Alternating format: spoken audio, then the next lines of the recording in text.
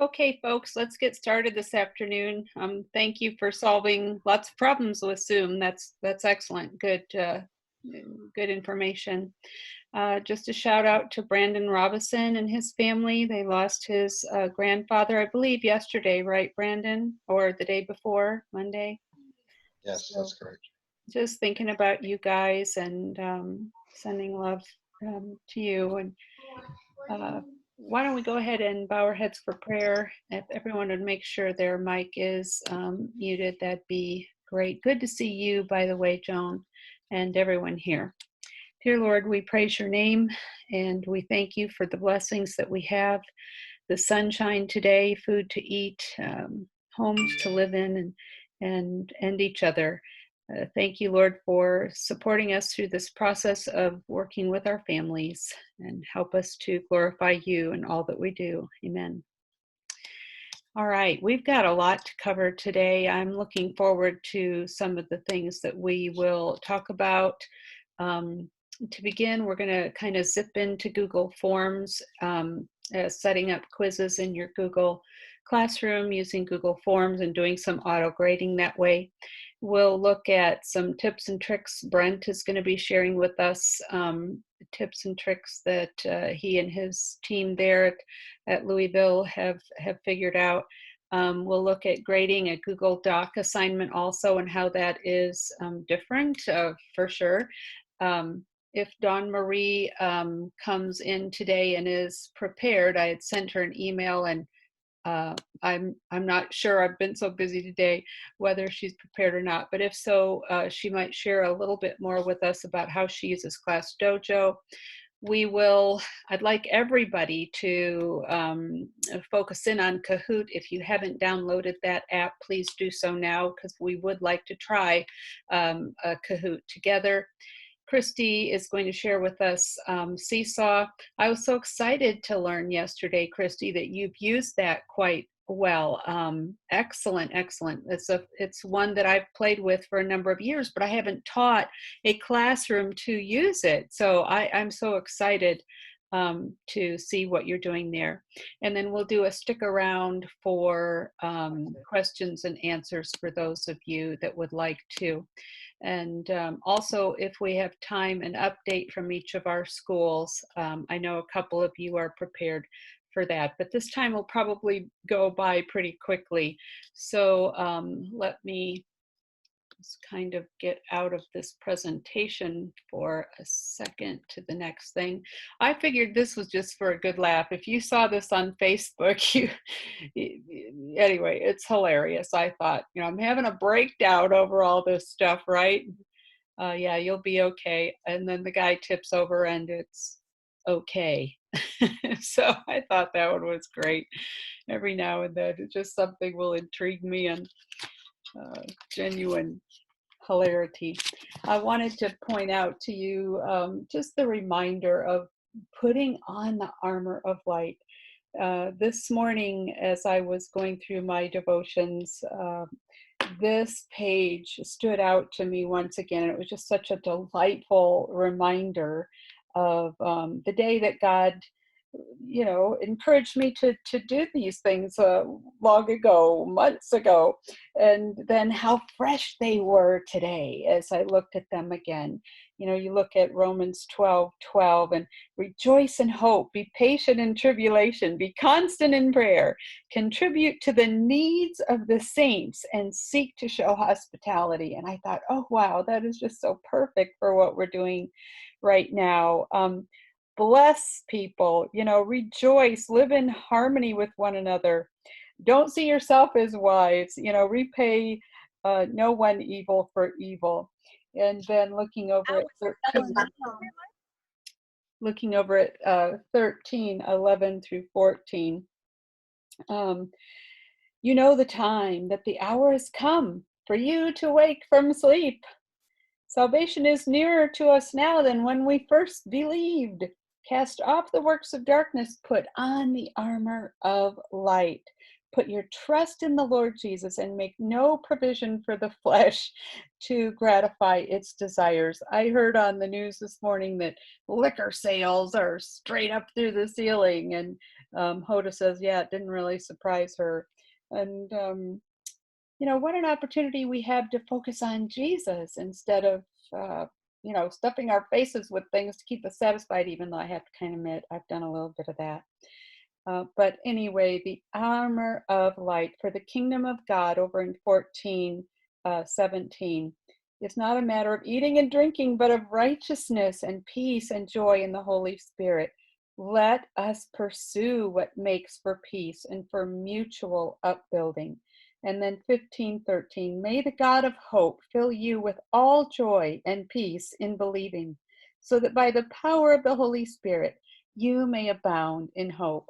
What a beautiful reminder that was for me this morning. So I hope that that you've enjoyed that too. Rejoice, be patient, and we'll get through this together. Our focus for this week from Philippians 4:8 is whatsoever is true. And if you have not had opportunity, I sent this link out to you. Push this out to your parents. Encourage them to focus on what is true, and the mnemonic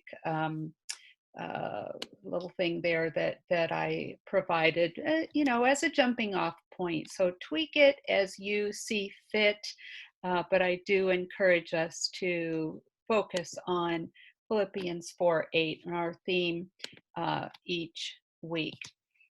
Okay, so this morning I did a session from 10 to 10:45 for working in your Google Drive and how to manage folders and those kinds of things. And that is in our teach.me classroom. So you can take a look at that. Of course, completely optional. But if you're relatively new with Google Drive, you might want to take a look at that. I'm not the world's most fabulous pro at any of these things. We're all learning together.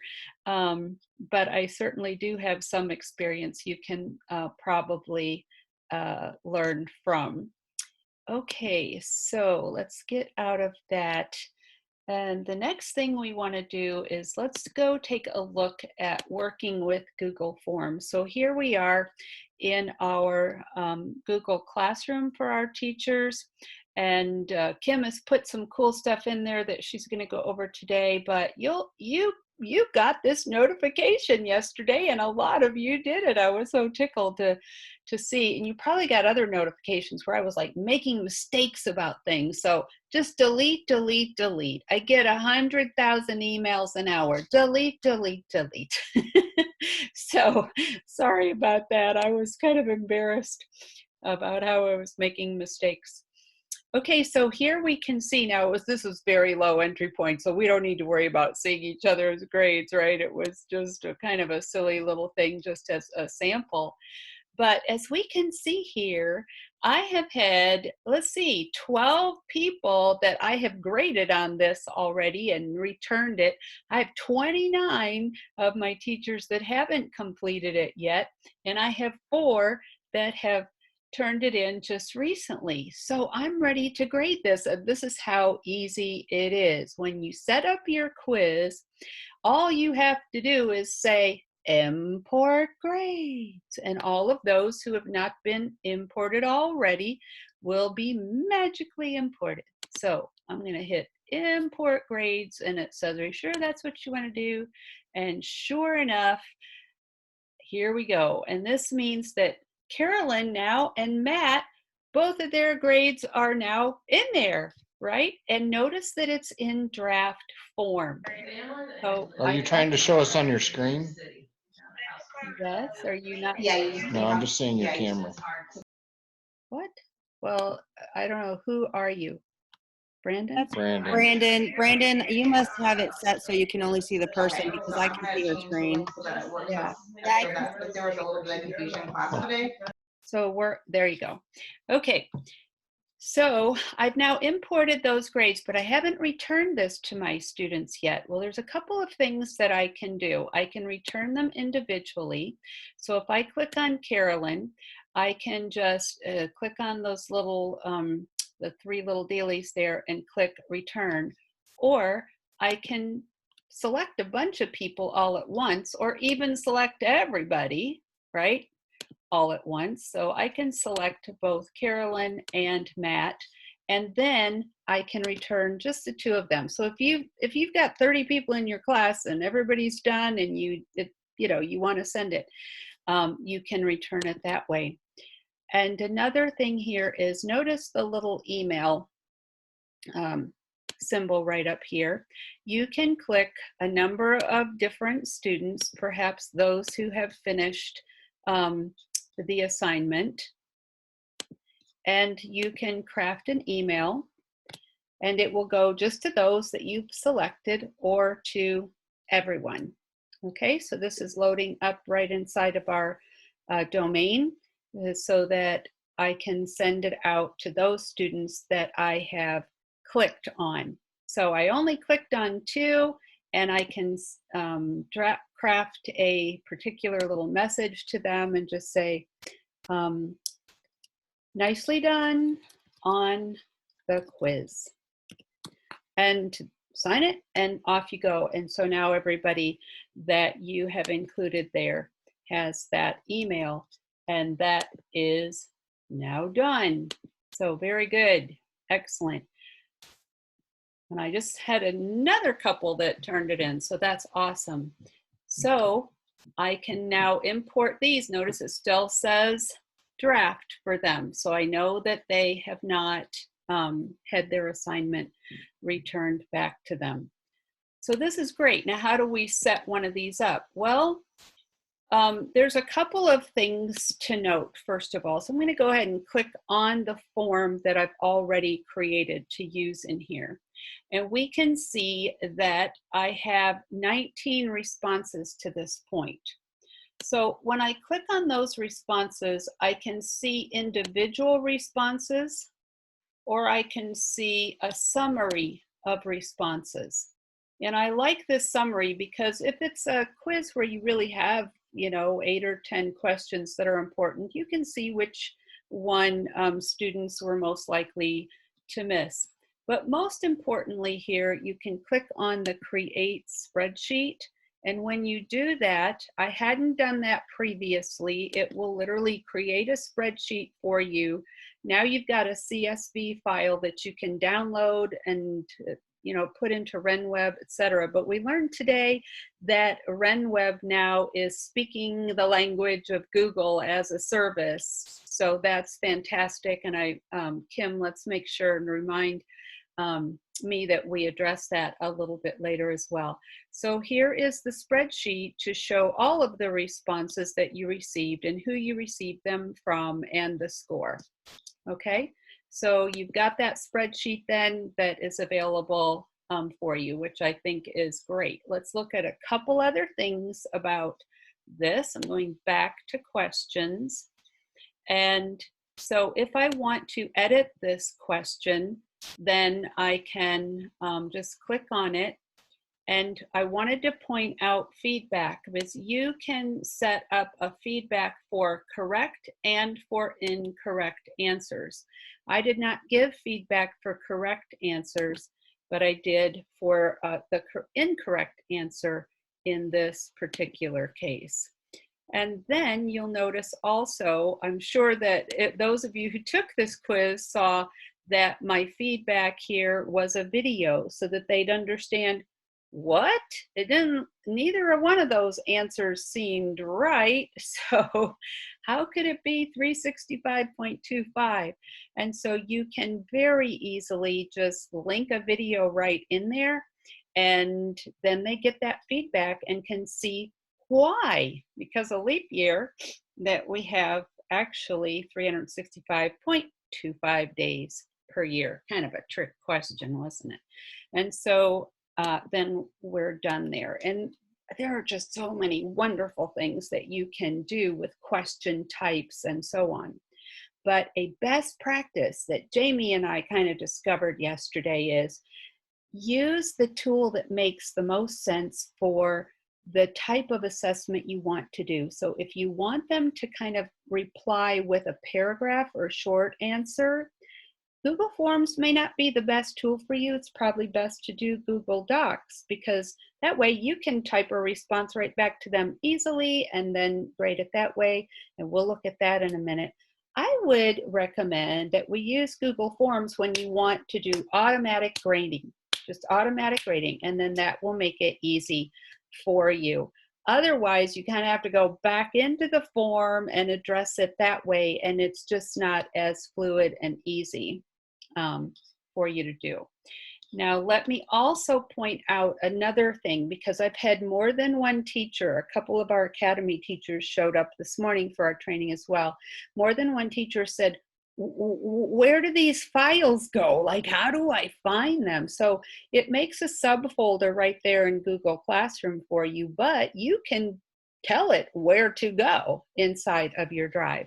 So how you do that is you can just click on this little folder icon at the top, and then you can see where I am at this point, but you can click this back arrow and you can decide exactly where you want it to go. So here are all of the different Google Classrooms that I am in. Thank you.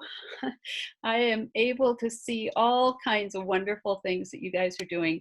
Or I can literally go out one step further to my drive and anchor my Google form inside of my drive. Okay, so it's going to put it in a subfolder in Google Classroom, and then you can decide where it goes from there. As long as everything speaks to everything else, not a problem.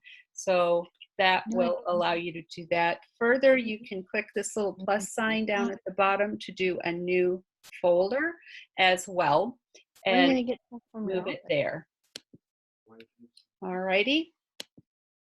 So there we go. Now, someone is probably thinking, okay, but how do I create one?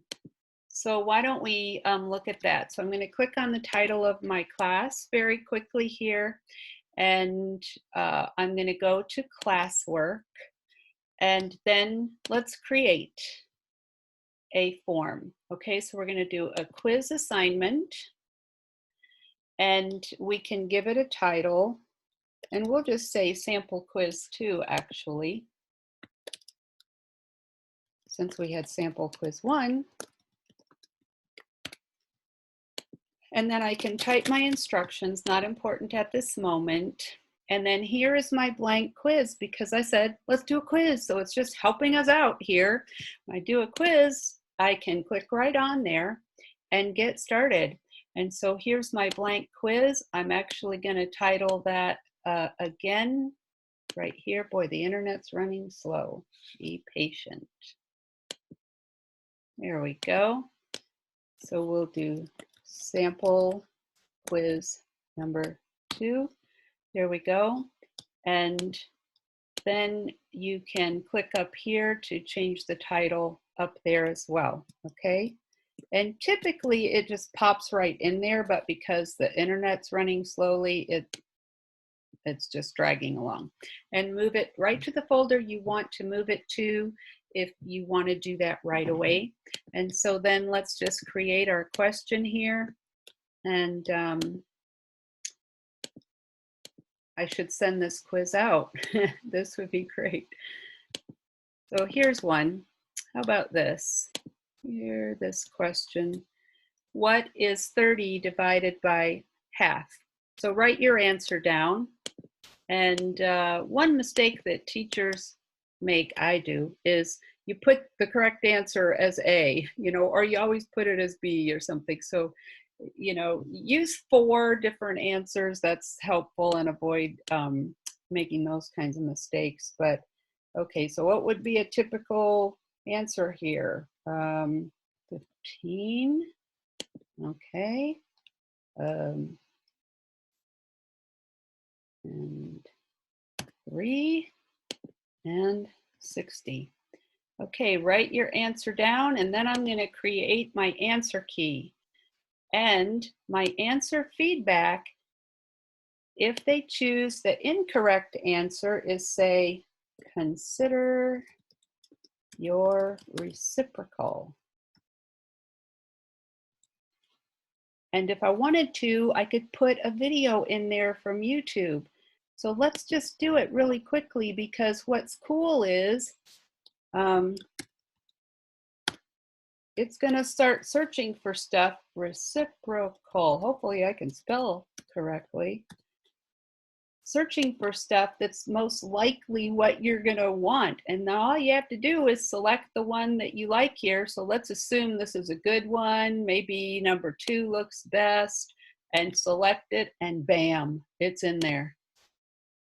Isn't that great? You don't have to copy a link. You don't have to do anything. There's the video that's the feedback if they didn't get it right. And you then select the right answer. So the select answer is now the green check mark on. It is 60, isn't it? Is that what you wrote down, or did we get some of you? So 30 divided by half. And then if they get the answer correct, you can say, hey, nobody's going to fool you on these math problems, type of thing. Okay, so that's just such great stuff. And you're going to want to do one more thing, and you're going to want to decide your point value. So maybe you want this to be worth 5 points because reciprocal is a really important concept, whatever you want to do there, and put your number of points. And then you're ready to do your next question. So you just go over here and add a question. And we're done. That's it, folks. That's how easy it is. Okay, so we go back over here, and we've got that all set up and ready to go. And I go over here to assign to my students, and I can decide if I want to schedule it for another day. So you actually could create your math work for days on end and set the schedule for it to release, you know, tomorrow or the next day. Maybe this will be Monday's work, and maybe I want them to have it at 8 a.m. And so you can schedule that. How great is that? That's just nifty stuff. Okay, so hopefully that is a little bit of help to you, that, and I would like everyone to try one this afternoon that will have value and meaning for you and your students. Give it a try. And of course, the younger students, we know that goes unsaid, that's not necessarily what you'd want to do, but hey, might be cool too. 2nd grade or so. And now, how about you, Brent? Are you here and ready to talk to us? And I'll stop sharing for a minute. Yeah, I'm here. Super. There was just only a little bit that I could maybe add to that. You covered most everything. The only thing that I'd probably add, I think I can share my screen here, right? Yes. Let me see here. Oh, you know what? I'm not sure. Get my You want us to come back to you after? well, I don't have my oh wait, I think I can get it here. Hold on. Let me see if I can pull it up here. There we go. Yeah, the main thing do you see it now? Yes. Okay.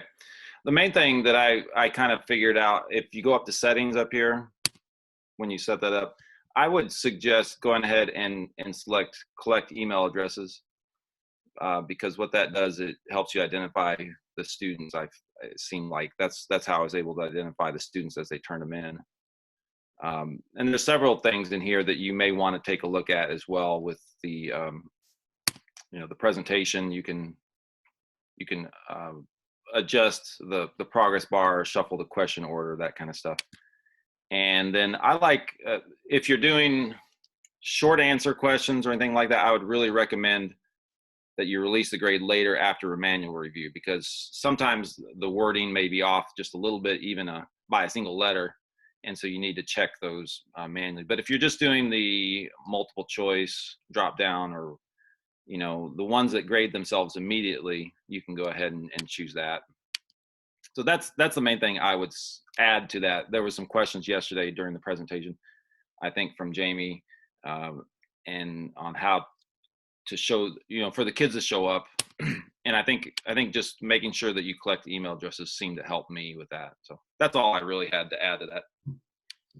Very good. Thank you, Brent. And I appreciate that everyone is trying these new things with their students. And I think we're going to have some good skills for next year, regardless of where learning happens. that are going to save us time, and we're going to appreciate what this fire hose experience has done for us. Very good. Okay, Kim, take it away with using Google Docs now and grading from that point of view. Okay, so what we're gonna do here is I have created step-by-step instructions. So if you need to go back, I wanted to show you where to find these. And we've been adding this. So if you go into the KT Teach classroom and you go to step-by-step instructions, we've got several things that we've put in here now. Step-by-step instructions for uploading a photo from an assignment from a student, working with Google Drive from this morning's presentation. Right now, I'm going to be sharing the Google Doc assignment and grading step-by-step instructions.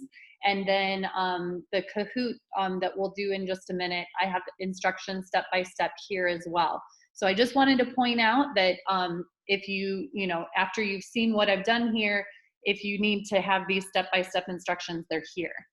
Okay, so first off, we are going to look at what to do with a Google Doc. If you wanted the students to write something in response, you're not going to use a Google quiz for that. So I actually made one in my 6th grade classroom that only my son Joshua is in right now. And I created this new assignment here, and I started it in the KT Teach. And so some of you saw that and were responding in the class comments, which was awesome. But I wanted to have a few that I could show. So basically, if you have created a Google Doc, and we kind of showed that a few days ago, how to create an assignment with a Google Doc, and then making sure each student has a copy of it so that they can write their own thing. This is what it looks like when it's done, okay? So I'm gonna go back and make sure you see where I went, okay? So you can either click on the assignment here, or you can actually go up to grades. So if I go up to grades, I see everything that I have assigned up here, and I can click on the assignment that I'm looking to grade. Okay, so this is gonna look a little different. We will actually wanna open it up and grade it. So if I open this up, what's really cool in here is that I can actually make comments in here. And so I already did, as you can see here, I highlighted, let your son die for someone else. So this is, his reflection after John 3:16 and 17. It says, I find these verses beautiful because you don't have to be a parent to have an idea of what it is like to let your son die for someone else. And so I highlighted that, and I just commented over here, and you can kind of see, you are so right. Sorry, I'm not sure why it's not showing the whole thing. But anyways, I wrote a comment. So that's what you can do. You can highlight, and when you highlight, this little plus sign comes on here. And so you can press that and you can add a comment. So that comment might just be, that's a good idea. I never thought about it that way, or whatever. And so you can put a comment in there like that. Now, you can also put in here, maybe a different choice of words. So that fact that he didn't come to condemn. So I just said, I think the fits here better, so that he could go in and change that. And then here I highlighted as well, and I told him that unfortunately this is kind of a fragment. He hasn't quite finished his sentence here. And so I put that comment in here too. And then another thing that you can actually do is you can go in, and I went in and I actually backspaced here because he had to show us what we're doing wrong. And so I have this little comment that he should delete that first 2. So you can make all of these comments. You can, put suggested changes in there for them. And then you can give them a grade over here. So because this wasn't necessarily a language arts grade, this was just reflection, I gave them 10 out of 10. And you can also add a little private comment and say, thank you, for your reflection today. That was really thoughtful or thought-provoking and whatever. And once you've done that, and the reason it's not having me do that is because I did already grade it. And so you can see it's already graded here. But normally this will be blue, and then you can press return, and that way it returns it back to him. He can see his grade then, and he can see all the comments that I've made. And let's say I had only given him like a 5 out of 10 because of the mistakes he had made. And in my comment, I say, hey, turn this back in again for me after you make your, these changes. And then he can return it again. He can resubmit it, and we can put a final grade in there. So then let's just really quick go back to the classroom and go to grades. So then you can see that his is graded here. It's 10 out of 10, and it's kind of the same thing that that she talked about too, that you can email them if you want to let them know that it has been graded. But it did actually pop up. I have notifications for his Google Classroom, and so it actually popped up. I received a notification from his class saying that his assignment had been returned. So he did get that notification when I graded it. So that's kind of what I wanted to point out about how to grade a Google Doc. Lots of cool stuff that you can do in there for writing assignments.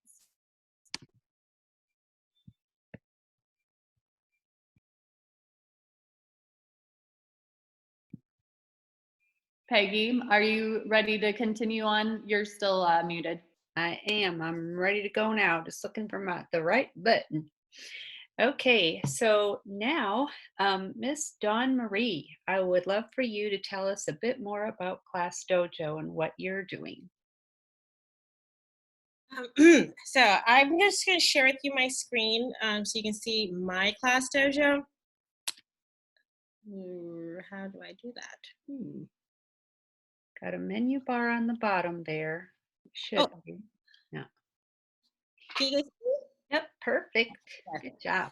So this is what my Class Dojo looks like when I log into it. Let me move you guys so I can see this better. How do I move the thumbnails of everyone? Oh, never mind. Got it. Okay, so this is what it looks like when I log in. I'm just gonna click on, I named my class Miss Simmons Smarties. So when I click into it, it shows me all of my kiddos, and they give them little monsters. Like you pick a different monster for each child, and then you can, just pick a different monster. And so when you click on a particular child, it'll take you to their behavior section, which I don't actually use. This is my first year using Class Dojo, so I'm sure that some of you on here who know way more than I do. But this is my first time using it. So I didn't use any of the behavior things on it. I literally just used it for posting to parents, messages, and then once we did the online stuff, schooling, I used it for them submitting work and me sending them video. So I'll show you right now the class story, which is what I use the most.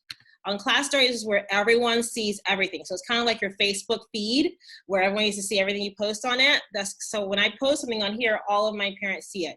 What I like about that, I was telling them about me moving my classroom to my house, is that it tells me exactly who has seen it. So I see 6 of my parents have seen it. If I click on it, it'll tell me exactly which ones have seen my message. Oh, Kaylee, yay! Kaylee has seen that one. And it also tells me if it's been used, if someone has used translation, and then I can read comments on it. And sometimes parents like the post. And so this, like I said, this is like your Facebook feed. It's just all the things you post on there. And what I would do when I taught was I would post a video of myself teaching. Let me see if I could find. Oh. So when I taught, I would post videos for my parents to watch, which I will not click on. This is my first time, and I'm telling you, there's nothing more awkward than being on screen. I don't know how YouTubers do it. I will never have a career doing that, but it worked for the time, for what we needed it to do. The parents said they really appreciate it. So I would just post video instructions, and they would watch it at their own time, complete the assignments, and then I would have them send it to me in their portfolio. So here, which I will not be doing, and I'll explain to you why I won't do it, but again, for this coming week, but it worked for us as a last minute thing. So in their portfolios, it'll show me all of the posts. I have 93, as you can see, to grade, which clearly I'm behind because I'm trying to get all this other stuff done for this coming week. So I grade whenever I have a moment. But this shows me all of the kids who have sent in assignments. So if I click on a particular child, I'm gonna do Lila only because I know that I have sent things back to her.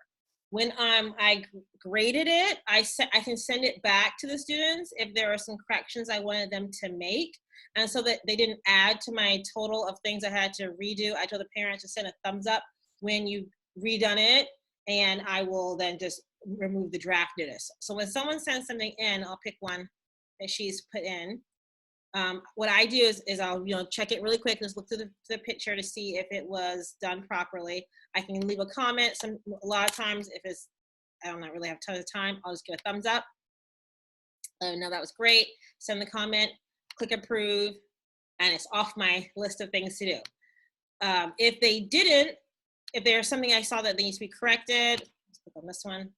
If I saw there's something they need to correct, then I can send a comment explaining to them what it is they need to do to fix whatever the problem was. Then I'll click the return as draft, and it'll go back to the student, and it'll look like that on my screen until the student comes back and gives me some indication that they saw my note and fixed it. So like I said, in the interim, when I didn't have any time to figure out what I was going to do, this is what I came up with on a Sunday, and we had to tell parents what we're going to do by Monday. So I really didn't have time to kind of figure things out.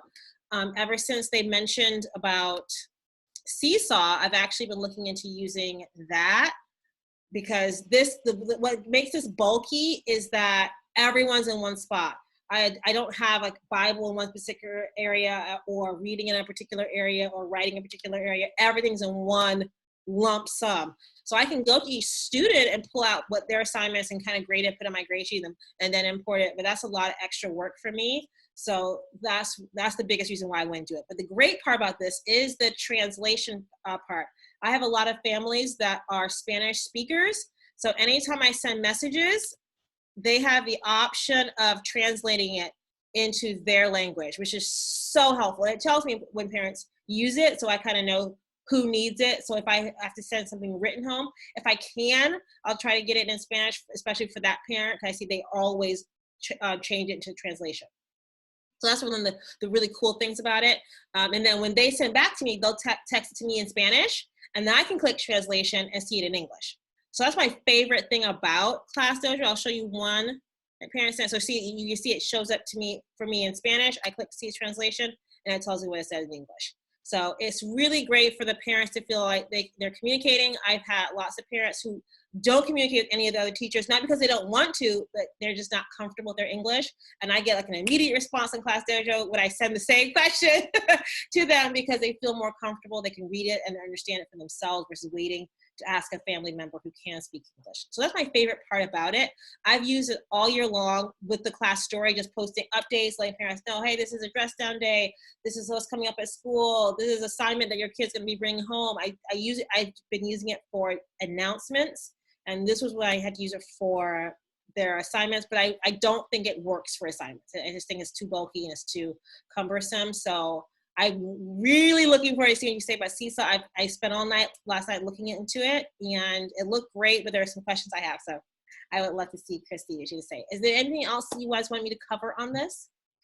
That's fantastic. We appreciate it. And using the tool that works for you and for your kids, as long as we're communicating in positive ways. So you're definitely making this tool work for you. So I love what you're doing there. Very good. Okay. Sorry, just really quickly on the portfolios, if you use that, because the kids, it's nice, I think, for kids to send stuff on portfolios, they enjoy that. They have to log into their own account versus the parent account.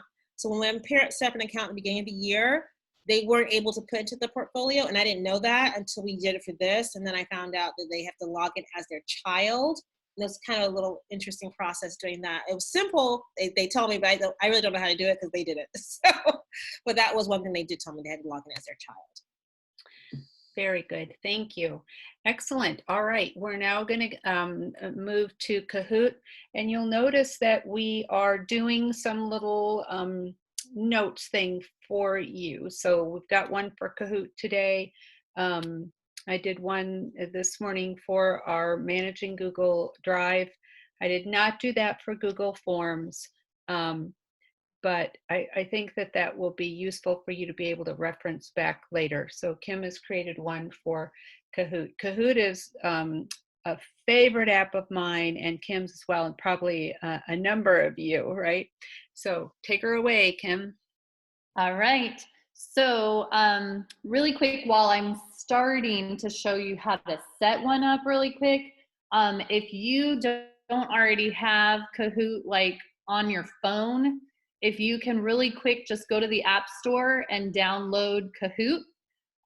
That way you will have it and you'll be ready to actually participate at the, in just a couple minutes here. So it looks like that with the K and the exclamation point. So it's the Kahoot with the exclamation point in your App Store. So if you can download that really quick so you have that app ready to go when we get to that point, that would be great. Okay, so I have the instructions for how to set up a Kahoot account. It's very easy to set it up. It just asks you if you're a teacher, and you get there. And once you get an account, this is what it brings you to now. This is the landing page. And one thing that you can do is change this. It was just Kimberly Joy Taylor. I wanted to change my screen name, so I changed it to Mrs. Taylor up here for my students. And then what's really cool is that, yes, you can create your own, and that's the instructions that I gave you on those step-by-step instructions on how to set up your own Kahoot if you want it to be specific to like what you're studying at that point. But let me show you, there are so many Kahoots already out there that you really probably don't even have to create one. You can find one that's already out there that's covering what you need. So if you hit discover, and then you put in the subject that you're going on. So let's say you're doing, Spanish AR verbs just for fun. Go back to my Spanish roots here. Teaching Spanish. I had so much fun using Kahoot in my Spanish classroom. So look at this, all kinds of ones that are already created. So you don't have to create your own, although I did show you how to create your own. You've got all kinds to look at. And so if you click on this one has 20 questions that shows you. You can see how they have it created. So this is actually going over conjugating present tense verbs. And so, that's not really what I wanted. I wanted them to just, tell me what it means. Like, what does tocar mean? So you can go back and find a different one that is related to what you're actually wanting. But you can find all kinds of Kahoots in here that you can then use. As long as you create yours and you make it public, then it's out there for others to use as well. If you want yours to be private, you can choose that too as you're creating it. So very, very cool stuff. Okay, so let's see. Next, what I'd like to do is, hopefully most of you are getting, have gotten the Kahoot loaded, but let's say you're ready to go. I have created my Kahoot. So I have Kahoots right here. If I click on Kahoots, it goes to the ones I have created, okay? So the one I created today is just a simple 3-question because I didn't want to take a lot of time. But when I'm ready to play it with my students, then I go here and I press play, okay? And I'm going to do it as teaching because we're going to do a live game together because I think it'd be really fun to, do this in the Zoom classroom and the kids can see the questions on my screen and they have, a different device that they can put their answers in on, okay? So hopefully my internet, there we go. It's a little slow. You're gonna click classic, player versus player. If you are in the classroom, you can always do team mode, but with what we're doing right now, we're gonna have to do this.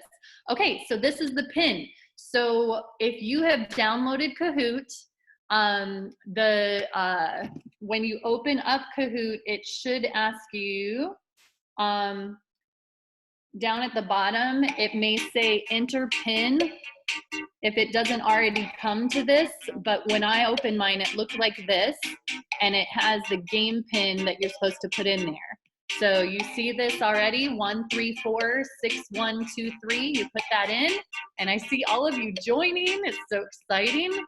Okay, so we've got 9, 10, 11. So you can see all your players added. You can wait a couple minutes and see if anyone has any questions on how to get on, but This is the Kahoot music. It's so catchy. All right, so just for time's sake, I'm sorry if you're not in yet, but for time's sake, we're gonna go ahead and do this, okay, and show you how to do this, all right? So you press start as the teacher then, and what you guys are gonna see is you're gonna see the question on here, and then on your device, you're gonna actually see the options and you're gonna choose it. So which would you use to make a multiple choice quiz for your students in the Google Classroom? So you're gonna choose red for Google Docs, yellow for Google Forms, blue for Google Sheets, and green for Google Slides. So which one would you use to create a quiz? So go ahead and mark your answer, and I only gave you 20 seconds, so you have to get your answers in quick. And woohoo, 9 of you got it right, Google Forms. And so you can kind of talk about this with your students about why it's not Google Docs or why it's not Google Sheets, but Google Forms is the best answer there. And then you can go to the next question. So is everyone prepared? We're ready to go. Oh, before it goes to the next question though, it shows us your scores, okay? So whoever gets the answer in quickest gets the highest point value. And so Cass was the quickest on her phone up for that last one. And so you can see that on each question. And so then we'll press next here. And we have our next question. Which would you use to have your students respond in written form in the Google Classroom? So we just talked about it. I showed it. Which one would you use? Google Docs, Google Form, Google Sheets, or Google Slides? 10 more seconds. And it looks like almost everyone has answered. And all right, 13 of you got it correct. That is called the Google Doc. And so that's where you can actually add your comments and everything in there. So let's see how we did on that one. Again, Cass is still in the lead. All right, and you can kind of look at the others to see if anyone moved up and comment on that. It's just kind of fun to see how that goes. And then this is our last question, people, okay? And I'm showing a true and false question so that you can see this as well. And so true or false, Google Classroom can now upload grades straight to RenWeb. True or false? Click your answer quick.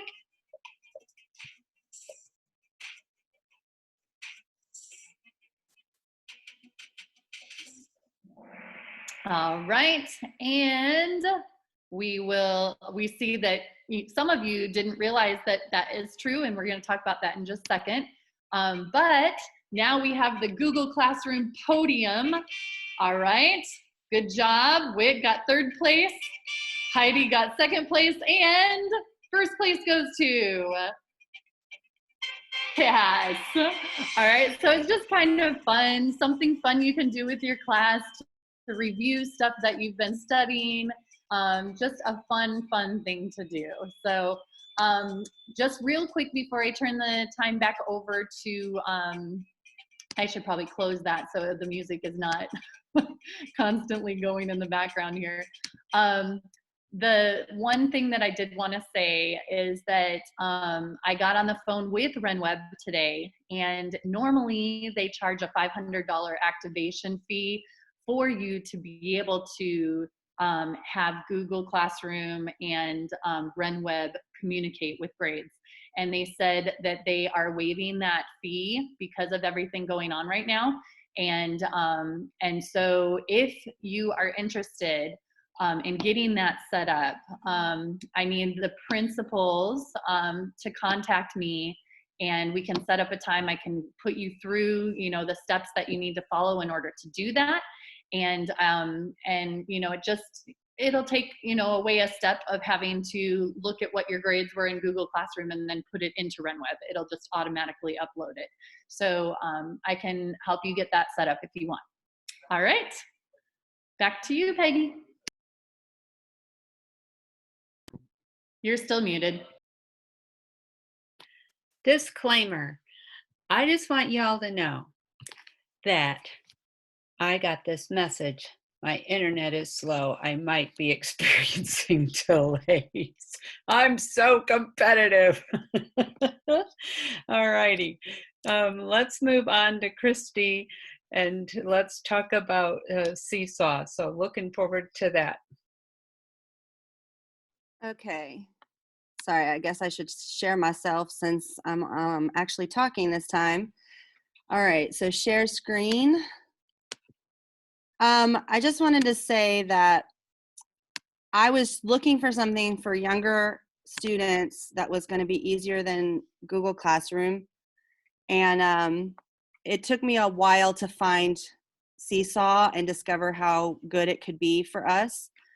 And so I think if you're already using Google Classroom, it works really well for the older students, then this is probably not for you. But for those of you who teach younger grades like me, I think this is a game changer.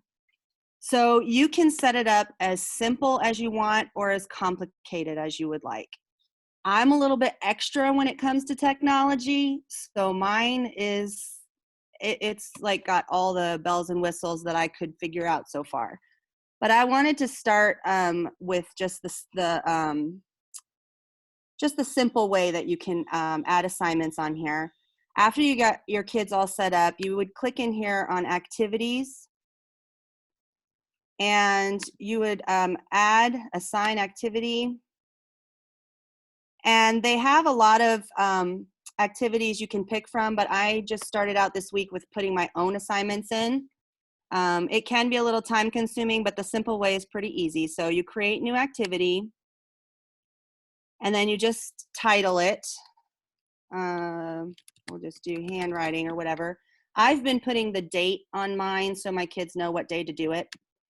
And then if you have already sent home papers with your students, then the simple thing would be to just leave it like this. You can add instructions here.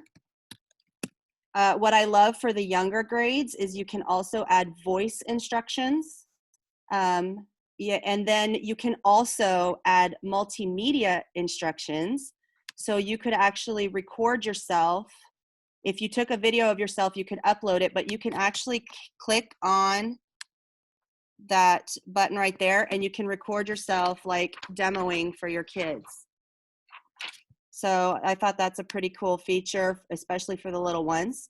You can add YouTube link, you can use like a whiteboard, make notes, take a picture, anything, and you can add it here for instructions. I'm not going to talk about this right now. Well, actually, let me go ahead so we don't waste time. This is not the simple version, okay? If you do this, it's a little more extra like what I do. So if your kids already have,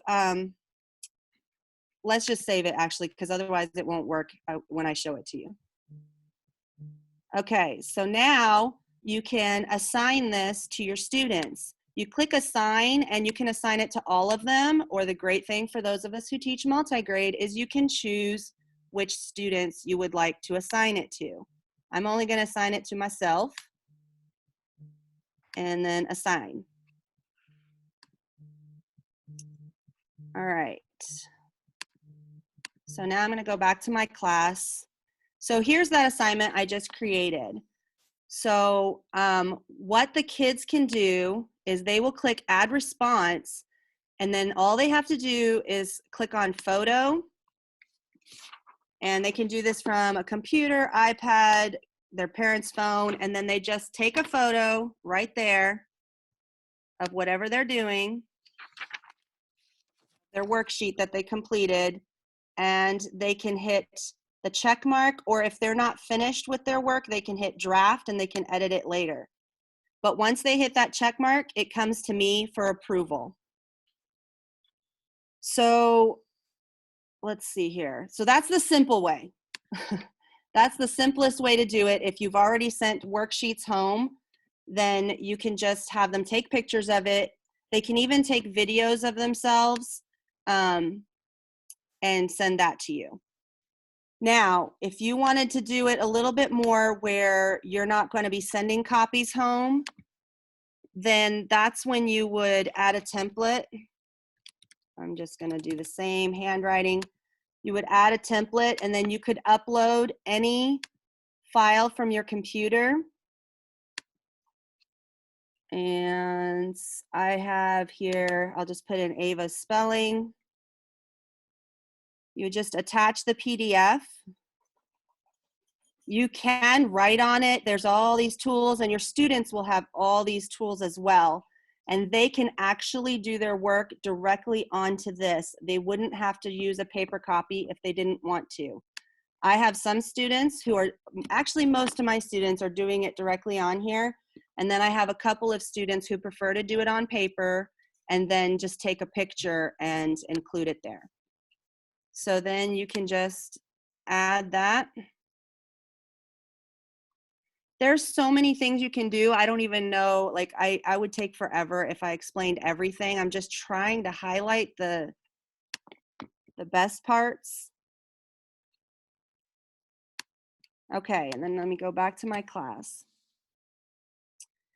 All right, so then let me show you how the assignments come into you. So you see this red bar I have down here, and it has assignments for me to review. I've had a lot of busy kids today, so I've got a lot of assignments to review. Here we have our own little Parker right here showing me his art assignment. And so I love that you can like it. You can also make a comment, and you can either type it, but here again is the great thing for younger students. You can actually record your voice saying something to the student. So you click on that. Great job, Parker. I love your ice cream tower. And then you've just recorded that message for your student. You just click the check mark, and then once you hit approve, which I think I've already approved this one, then they will see that or hear that message from you. I guess I've already approved all of these, so let me click on that. All right, so yeah, you would just hit the approve. Now, the same thing as in Class Dojo, you can send an assignment back to a student if they have not completed it. So what I've been doing is just recording a message saying, you're doing a great job, this is what you need to fix, and then I just send it back. If they send you something that they weren't supposed to do, you can delete it also. One important thing though is that you want to use these folders, and you want to, before you approve things, click on private teachers only, because if you don't do that, once you approve their work, it's going to show up in all of the students' feed in the class journal. So I just figured that out yesterday, and then they would be able to see each other's work, which for art, I don't think that's a problem, but like, I don't want them to see their answers in math.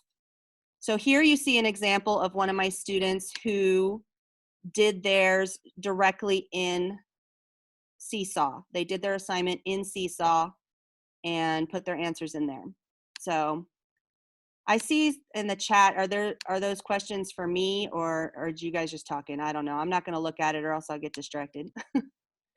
So we appreciate this, Christy. This was very good information, and we can set up a separate time where you can actually do a training for those who would be most interested.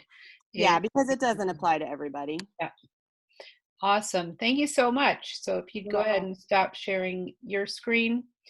So what we have so far then, folks, for our elementary students of the approved apps are Google Classroom, and Seesaw is definitely one that if you're interested in knowing more, Christy can do a training with you.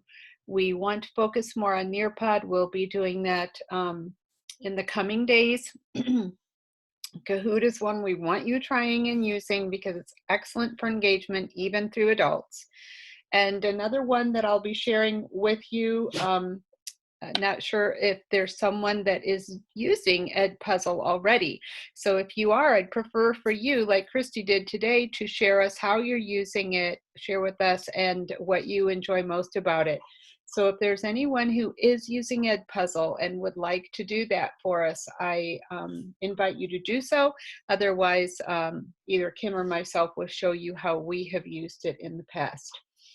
I was not able to show you rubrics today in Google Classroom. There were just so many other things. So that's another thing we'll focus on either tomorrow or next week. And then another one for those of you that are creating videos, which I've already seen a number of you doing, that is going to hog up your hard drive space on your personal computer real fast and just eat that right on up. So I've created a short tutorial on how to edit those in YouTube using the YouTube editor. So I'll share that with you in the coming days as well. And if there are other specific things that you want help with, please let us know what we can do that you're trying and you're struggling with, and it would be helpful if we kind of all look at it together and support each other on that. Okay, let me know what we can do to best help you. All right, I think that pretty much covers everything. I had asked Carolyn Angelo if she wanted to share with us maybe some things that she's experiencing at MCE that would be good advice for anyone. All right, so what's your experience with third grade and having to learn all this technology and all of that? Would you like to share just for a minute or two with us, Carolyn? Not even sure she's here anymore because I know they had faculty meeting. Let's see. No, I don't think so. Okay. So now questions and answers. Let's have you, Kim, because you've probably been looking at the chat. Why don't you start with any questions you've observed there, and then I'll read through and see what I can answer. And then everybody can just chat or go. The first question that was posed up at the top there was that the issue with videos being linked in Google Classroom, that sometimes it's not like approving them or something. And so if you have any advice for that. Okay, that would be a Leonard question because that's part of the firewall to prevent those that have not been approved. So that question is a Leonard question. So that's good. And some of the other ways that you can get those to your students would be through your Facebook group. So that's one of the reasons we're doing kind of a multi-layered approach. So you can point them to that if you run into that. And honestly, I do believe that Leonard has the ability to approve, the YouTube video that you're wanting to show. So like if there's one that you're wanting to show and it's not approved, if you just email him that link, he can go ahead and push that through the firewall and allow that link. Along with that, Peggy, we have another question that was talking about, just the issues with YouTube and, how, porn and whatever is being put in there. Is there a way when we have that link to that video in YouTube that, those Yes. other. Okay, let me just pop in and answer that. So if it's a really important video, like, I like just sharing various things, but if it's really important, an anchor piece, there's actually a number of great apps for you to slice and dice that baby and make it your own and then host it inside of Google Classroom so you don't have those comments and various things. So if you have one of those that you really want, that you would like me to demonstrate how to use the video you want and edit it so that it can go right into Google Classroom, and then you've got that dedicated link forever and always that can go right into your Google Classroom. Honestly, that's one of the safest ways to go because otherwise people can add those comments and they're going to be doing this, people. We've talked about this every day. They're going to try to slice and dice in there in Zoom. They're going to try to slice and dice in any app that they can. So that's why we're keeping our apps very tight where their privacy is very tight. Okay, so that's why I don't want you using random things that you're not real familiar with and you just happen to see that someone else recommended, because if they can get to our kids, they're going to get to our kids, and we don't want it to be in our conference if we can avoid it. Okay, anything else in there? I think there was one question from Bobby when we were trying to set up the Kahoot, and I'm sorry I didn't see that while we were doing it. But she wasn't sure how to sign in when she was actually, trying to participate. And so, when you sign in to participate, and you did it, Peggy. So did you have to press anything like? Well, I already have an account. So Yeah, so you were thing already is, in. what most of these apps do nowadays is they use an authenticator, and two different good quality authenticators are your Facebook account and your Google account. So that's why almost all of these kinds of apps say, would you like to log in with one of those two? Because that's sticky right here on your cell phone or your mobile device. It recognizes you, it identifies you. And so that's what I suggest as a best practice too, is have a Facebook account for that reason. And if you don't want it to be pointing to you for some reason, a specific name, then use an alias, but you can still take advantage of various things. Just let us know if you're an alias, if you want to be added to our ktteach.me group on Facebook. Okay, but yeah, so that's why you want to authenticate those kinds of apps with either your Google account or your Facebook account. That's a good recommendation. One thing I want to add to that is when your students log in for the first time, I believe it just asks them if they are a teacher or a student. And so then they would choose a student, and it does ask them their age. And so those are the two questions it asks to get them in. And then once they're in, they can press that icon at the bottom that says they already have a pin to the game that they're going to be playing. The other thing that I didn't tell you is that when you create a Kahoot, that there is an option for it to link it to your Google Classroom. And so I actually did that. So you can see that in KT Teach, that it actually linked it right into the classroom to that quiz. So that was kind of a cool option too that I hadn't seen before. Okay, I think that's enough. It's been a good hour, and we will hold another session tomorrow. Tomorrow is Thursday, right? So what I'd like to do is our training sessions will be Monday and Wednesdays. So if you can arrange your schedule at all to be available from 3 to 4 Mondays and Wednesdays during this time, and then Tuesdays and Thursdays will be an opportunity to just kind of ask questions, talk together, share together. So Christy, that'll probably be a better time tomorrow for all of you who would like to know more about Seesaw. Then tomorrow would be a great time if you're available, Christy, to be able to hold a session. I'll get everybody kind of started, and then you can hang out and do that. And we can also do a breakout room if you'd like for our older grade teachers to maybe explore more things with what they're doing in Google Classroom to help each other too. Okay, so have a really blessed evening tonight, folks. It looks like Christy's agreed to share more on Seesaw, so that's fantastic, and appreciate everything that you are doing. I just saw Raquel's message too, and I thought I wrote everyone, but I just wrote Cass. So I'm sorry about that. But the password for all of the students is online school. So it's not pass 1, 2, 3, 4. So I just wanted to make sure you had that information before we signed up. And do encourage them. They need to change that. Yeah. That was just to get them in there, but that's part of what's necessary to help the security and integrity of what you're doing, is so that everybody has their own unique login that they establish after their first login. Okay, guys, bye.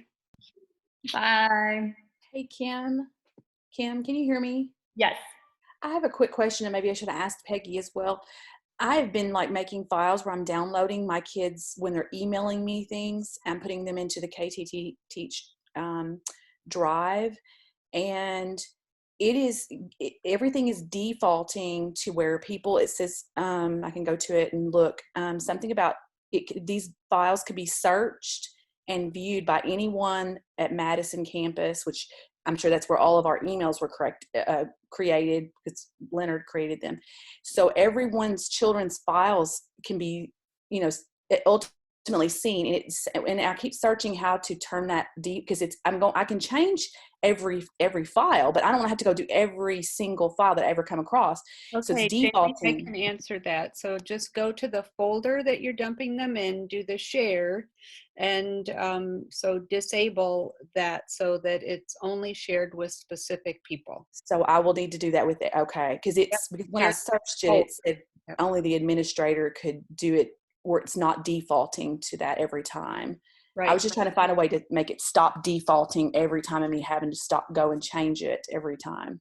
Right. So set the folder to Okay. your privacy that you want. Okay. But everyone may want to be aware of that as well, because if you're creating files with your kids' work in them, they can be viewed. That's right. Searched and viewed. So. All right. Cass, are you wanting to stay for the meeting with Christy right now for Seesaw? No, not Seesaw. It was what was the one Was it Cross Dojo? what were we talking about? Let me go back in there and see. I just wanted to know if you were staying on here or if you want me to call you about the RenWeb. Oh, it was the RenWeb. That was the one I was talking about. RenWeb. Okay, perfect. I'll give you a call then and we'll Sounds let good. them talk about Seesaw on here. All right. Bye. All right. Bye, everyone. Oh, do you want us to wait until tomorrow, Peggy? Or because I can just send a link for everybody to go on my Zoom if that would be easier. I mean, I think it would be good for tomorrow. I think even some have probably already left. Okay.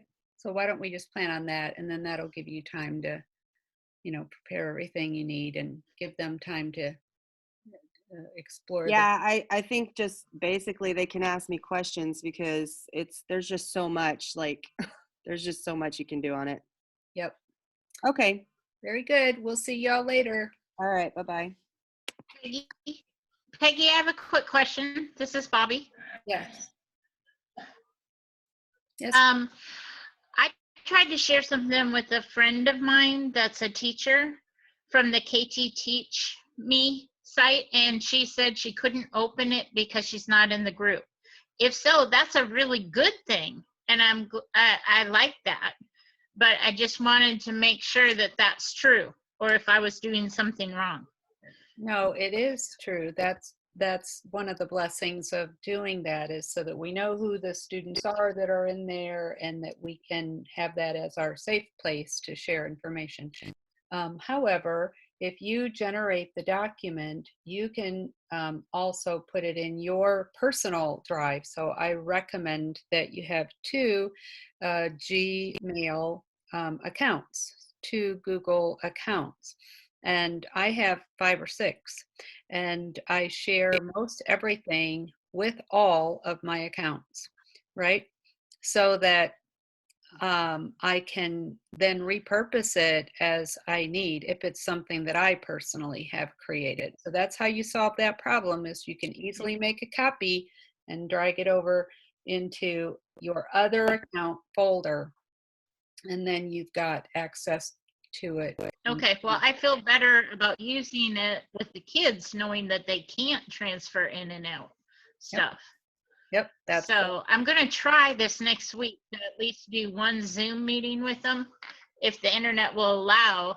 And I've been cautious. My sister-in-law is a teacher up here, and she said that she was the one that raised the question about the YouTubes being hacked, because I started making my own YouTube account too, and I was like, oh no, I can't use that if they can hack that, you know. And so I'm trying. well, and if you do your YouTube account under your Google domain, our KT Teach, then that's one more layer of safety. Plus you mark them as unlisted. That's another layer of safety. And you know, you're a low game player. They're going to be looking to smash those those Really videos, big, thousands right. upon thousands of people access them. So having your own channel and hosting your own Okay. videos on there is a really good way to go. Okay, thanks a lot, Peggy. Hang in there. You too, everybody. Okay, All we can right. finally say Bye-bye.